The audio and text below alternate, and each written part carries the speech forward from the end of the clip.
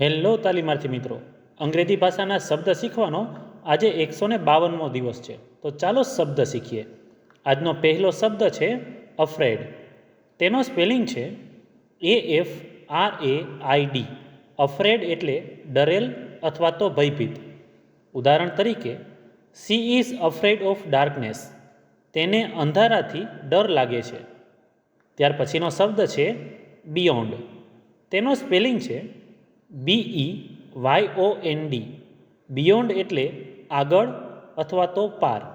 ઉદાહરણ તરીકે, this is beyond my understanding. આ મારી સમજણથી પાર છે. ત્યાર પછીનો શબ્દ છે મેથડ. તેનો સ્પેલિંગ છે METHOD. મેથડ એટલે પદ્ધતિ.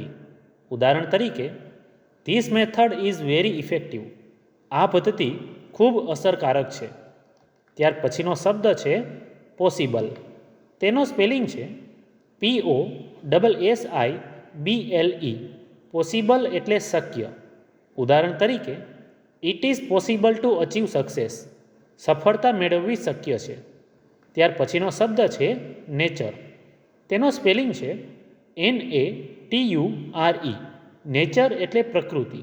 ઉદાહરણ તરીકે, નેચર ઇઝ વેરી બ્યુટીફુલ. પ્રકૃતિ ખૂબ સુંદર છે. તો મિત્રો, આજે શીખેલા 5 શબ્દો આ રીતે હતા.